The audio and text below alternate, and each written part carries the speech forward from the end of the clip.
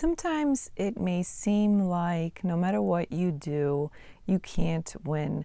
The old saying, damned if you do and damned if you don't, seems to apply quite well in certain situations. Oftentimes, we may do our best and give our all, and the end result is that some people will criticize us no matter what we do. This can be quite stressful and really undermine our efforts and sometimes even our self-esteem and how we feel about ourselves, our efforts, our work. Social media has made it so much easier for people to express their opinions on just about everything and everybody, whether their opinion is warranted or needed, whether or not anybody wants to hear it, whether or not they are qualified to give an opinion. The world is full of opinions, and social media has made it so easy for everyone to throw their opinion out there. So if you are brave enough to put yourself out there with your efforts, you are, of course, risking being criticized. And that's true whether or not you're engaged in social media or simply put your efforts, put your best foot forward in your everyday life without any kind of social media involvement. There's always that risk of other people criticizing you.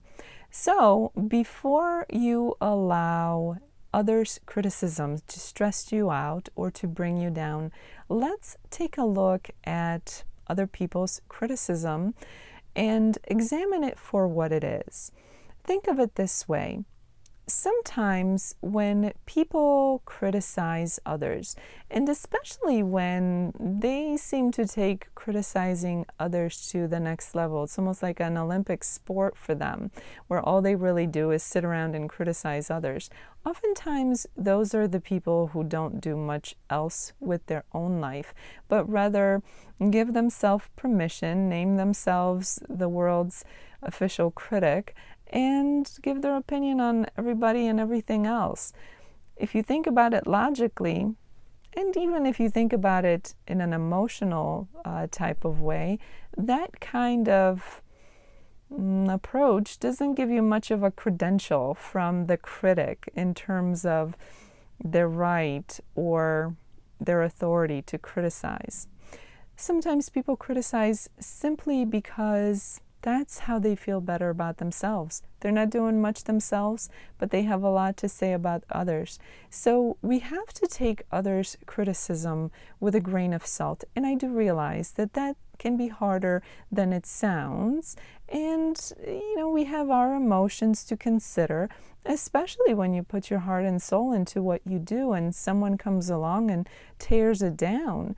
I get that, but it may be helpful to step back and examine why people behave in these ways, why people take the time and have this need to criticize others. So many times it's because they don't have anything else going on their end, so they spend their time on criticizing others. So when you look at it that way, you can see that this is not a very valid source of criticism. There was a quote from, I think it was from Jim Kwik. I don't remember exactly, but I think it was from Jim Kwik. And he said something to the effect of, don't worry about the criticism from people that you wouldn't want their advice on something. So if you wouldn't ask that person for advice on something, don't worry about them voluntarily criticizing you without you engaging them or asking their opinion. So the bottom line is you have to take criticism with a grain of salt. And again, I realize that that can be more difficult than it sounds because we're all human and we have feelings and emotions. But again, oftentimes others, when they criticize us, it's because either they have nothing else going on their own end, or because they are feeling poorly about themselves and their own accomplishments. And what's a good way to make yourself feel better, unfortunately, for people who have nothing going on, is to tear other people down. So I tell you this because I want you to spend some time thinking about it. Think about it not when you just faced some criticism, although you may have to do that too, but also think about it when there is no criticism that's been thrown your way, that's bothering you, because that's when you are most emotion free, most rational, and able to digest and process this information. Why do people criticize? And when you come to realize that they're probably feeling poorly about themselves, which is why they're criticizing others, then it's a little bit easier to look at their criticism, take it with a grain of salt, and really dismiss it, recognize it for what it is. If you look at human behavior, many people who have issues with their own image, their self-image, how they feel about themselves, maybe they've been criticized by their parents, by their teachers growing up, whatever the case may be, they often repeat this behavior or lash out in this way by being very harsh towards others and criticizing others. But because this can cause us stress, we have an emotional reaction to other people criticizing us, it's important to recognize this kind of behavior for what it is. You can also approach it in another way, taking it to the next level. You can look at the other side of the coin of that. If somebody is criticizing you, then maybe you take that as a form of compliment. Obviously, maybe they feel threatened by your efforts and your success to the point where they feel the need to criticize you. What does that mean? Well, you must be doing something to get a reaction from them. And I'm talking about good work that you do. When you put in efforts into what you do, and somebody comes back and just spouts criticism for the sake of criticizing you. I'm not talking about when you're being inflammatory and purposefully aggressive or negative. That's a whole different show.